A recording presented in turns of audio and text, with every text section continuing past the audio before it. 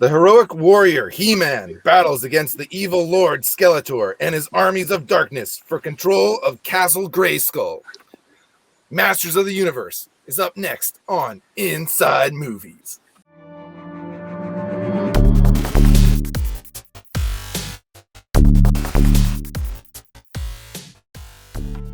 Hey guys, welcome to Inside Movies. This week we're talking Masters of the Universe. I'm joined by GMB CHOMICHUK, writer, illustrator, all-around good dude, novelist Andrew Buckley, and DC Comics bongo artist, director of shows like Voltron and Chaotic, John Delaney. Hey, thanks so much for being on the show, guys. Woo! Happy to be here. I love that people who aren't familiar with Simpsons comics are going to be Googling what a bongo artist does. Totally. Speaking of comics, I've got a new book out in stores right now. It's called Resilience, and you can ask your local comic book store to bring in issues 1 and 2 for you. It's about a judo teacher who loses her arms, and she gets like these badass pink mecha robot arms, and she's got a complicated relationship with her husband, and he's got a sordid military past, and it catches up to him. And she's got to, take her robot arms and her katana and go rescue her man. It's called Resilient, and it's out from Absolute Comics. I hope everyone will go out and take a look for it. Masters of the Universe. It's a 1987 action-adventure movie. Was starring Dolph Lundgren and Frank Langella. And did I say that right? I feel like I said it right. And yeah, let's get into it. What did you guys think of it? What's the good of Masters of the Universe? Oh, the good. Oh, that's a different. Oh, see, I think you introduced it very well, George, because you called it an action sci-fi like movie, but you didn't mention that it was supposed to be a He-Man movie because it really isn't. Wait, we're on the good. We're on the Dolph good. Lundgren looks amazing as He-Man. He looks like an action figure. He's looks jacked amazing. at that time when like you had your Bruce Willis's, kind of doughy muscle guys, right? You had a couple of Schwarzeneggers, right? But man, he's jacked. He looks like He-Man. Can't act worth a paper bag. Like the guy's just like, oh my god, he's so terrible. But the hair's too much.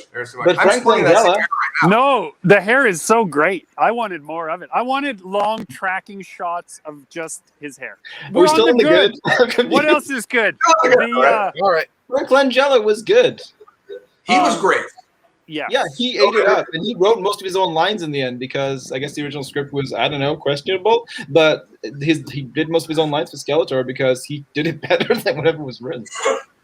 Langella's an amazing actor, and so they made one really, really cool. So the directing it's just hard to watch. I mean, just from a directing standpoint, and we've all dabbled in that sort of thing. This is his first movie. It was. Well, whatever. It should be your best then. Your first one's where you put all your best ideas. Like it was awful. But anyway, Langella gets the makeup, and instead of them trying to make him look like a skull, they actually let his eyes play. They give that kind of weird thing. I just loved it. Absolutely loved it. Moving those prosthetics around on your face is very, very tough. Having worn a few prosthetics in the past, you're trying to over-enunciate to get these things, and you would see it in like Beast Man, and you see it in some of the other characters. Couldn't really articulate the face much. But Langella knew how to do it, man. You can tell he's a stage actor. He knew how to kind of really move his mouth. He made Skeletor actually really formidable. And it doesn't hurt that Langella's like 6'4", 6'5", so he's tall. He looked great in the costume. But just the way he moved his face and got that articulation out of the makeup, that limited makeup they could do, he was badass, man. I dug him. He's the best part of the movie. I thought the makeup for the whole movie was great. Gwindor, Karg, Sarod, Beastman. They all look great. I thought the makeup was pretty rough. He looked like that guy that you get that mask at Halloween and you take a little spirit glue and you put it on there. Like he's like, I couldn't do anything with his face. I read that his teeth were so big that the actor couldn't close his mouth when he was playing. Do you guys think that He-Man and Beastman are like distant cousins? Like they both have the same last name. They got the same last name. They got to be the same lineage. Beastman's like the redheaded stepchild. He's things never went well. For see like that backstory in there, I want to know that story. Yeah, like if you rewrote He-Man where man is the surname.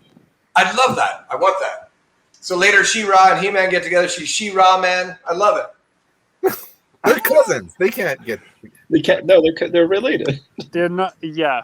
No, John. No. Oh yes, because people in royalty never ever got together as cousins. Oh, that's a good point. He has a good point. That's a solid point. And the costumes are great in this movie. I really like the evil. Yeah, no, they're good. Come on, Evil Lynn. She's. Hers was really good. Yeah, What's the girl's name who hangs out with Stash the whole time? The mustache guy. What's the girl's name that hangs out with Stash? Her outfit was awesome. I like that one. I didn't hate that like the metal thong on the outside. They kept swinging around to the thong shot. I was like, I don't hate this. I'm losing 2 hours of my life. This is all right. I'll take that. I guess you got to find. And I really like the guy Blade with the eye patch. He looked super cool too. I love his flash ears. You know, zing, zing. That was pretty funny. He looked super cool. I read Stash. I don't know what his name is, but he had that mustache. Man at Arms, yeah.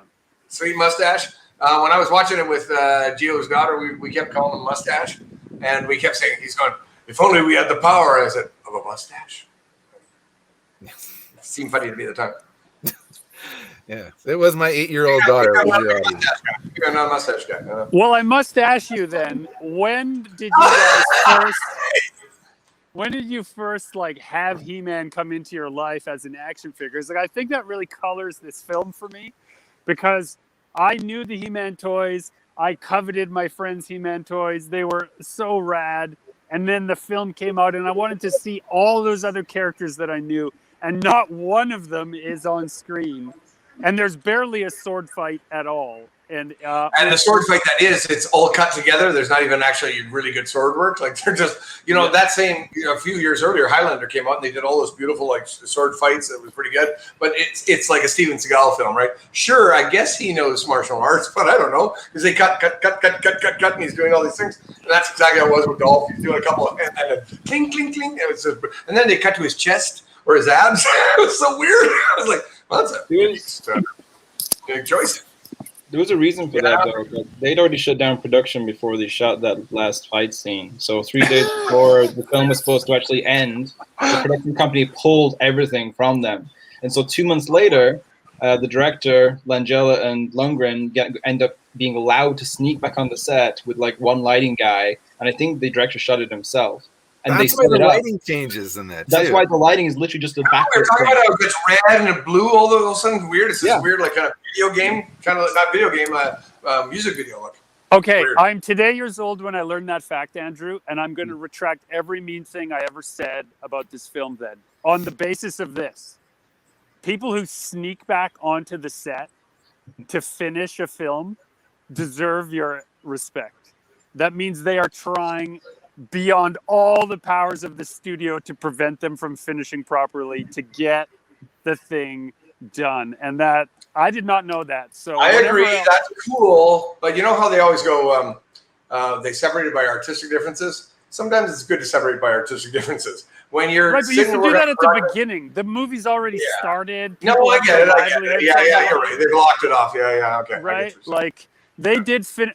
One really great thing, then, I will say, George, is they finished what they started. The set was the biggest set that had been built in 40 years at that point. And it's massive. Studios. Yeah, it's cool. And not all the actors are terrible. Frank Langella's good. I like Courtney Cox. I thought she was believable. James Tolkien as the detective. He's trying to spin gold from straw. He's taking tin cans and trying to spin gold. But, he's always good. Yeah, for sure. That was tough, man. That the absurdity of they're fighting in the pawn shop and everything's exploding and they're sitting in the other room and he's going, should I go out there? You're going, yes, of course you should go out there. You've got a shotgun. Get out there. You're a cop. The whole thing is just. While I was watching this, all I could think of was a few episodes ago when Greg was pointing out who actors started in one movie and their characters transitioned and moved into a different movie. I thought that of Courtney Cox. This was her before she moved to New York and made friends. Oh, that's right. Because she was leaving town. That's why she can tolerate living with all those utter douchebags. Let's get into the bad. What did you not like about Masters of the Universe? Okay, it wasn't a He-Man goddamn movie. It's not a He-Man movie. Hey, where was everybody in that town? All right, where the fuck were all the residents? There was nobody. Aliens invaded, and nobody was there. Right when they cut to his home planet, and there's like 6 of them. They go like, "I will take over this planet." That wouldn't be too tough. There's like 6 people. It's like brutal. But that's Right from the beginning, the score, it's like a Superman John Williams ripoff. Right at the very beginning there, that was disappointing. Like, yeah. And then there's all the Star Wars. You know, I mean, the guys are all drawn like Star Wars. He-Man's got a blaster like Han Solo. He's blasting right.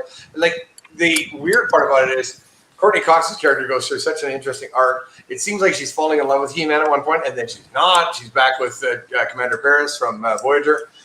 You know, the whole thing was so weird, the way it just kept flip-flopping over the thing. And then when she is ill and she's been infected with that thing, they keep cutting these shots of her, and she's doing this. Like, I go like, what the hell is this? You know what? If I think of this as the origin story of Paris and how he ends up in prison before Voyage, then this actually is a good film. Boom! Boom! Now we've got an origin story. You know what? This changes everything for me. I'm giving it a 10. No, we're not at the skinny yet. We're still on the bad. It's a Commander Paris movie. I know it's not a He-Man movie. It's a Commander Paris movie. I get it. Yeah. Right. For me, also negative I have is Master at Arms and Tila have nothing to do in the movie, and other than rock an awesome mustache and a metal thong, but they really don't do anything, and they're not interesting. The performances aren't great. Like they really add 0 to the movie. So that's a negative for me. They're all eating the burgers and they're chasing Earthridge for the first time. I'm going, really? We took a couple minutes out of this to do that? Like, I don't know, man. Oh, you. And then kind of strangely preachy at different points too, right? Like they're eating meat, and these are bones, and she says right? Then Commander Paris is putting Burger King in the carburetor, and you're going like, what? No, it's obviously a product placement thing, but Burger King suddenly shows up out of nowhere, and they're eating pizza before. It was very strange, weird editing.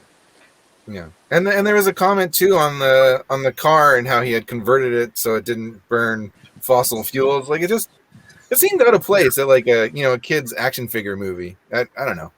I agree. I think that's to me. I mean, it looked very, very much of studio interference. It's like, hey, we should say something about the environment. We should say something about not eating meat and stuff like that, because suddenly these characters are talking about this stuff, and you're going, what does that have to do with anything? It's so strange. I mean, guys walking around in a loincloth and a bare chest, and you think never eats meat. You don't get pecs like that eating veggies. So I have the power. It's kind of his tagline. We get it at the end. But the special effects are so blown out, and the audio is so terrible, you don't even hear it. And that's kind of He-Man's whole thing, right? I have the power, right? And he goes, I have the power. As we're getting the flames are going, it's really bad. So He-Man doesn't really drive the narrative. Basically, the movie starts, and the good guys have already lost. They run away. They get stuck on Earth. They go back, and then they beat Skeletor last second. He-Man doesn't have a personality or choose to do much of anything, except fight Skeletor when he starts hurting his friends. But by then it's pretty much too late. Like the movie's kind of irredeemable. And also like another big problem is like the final showdown against Skeletor.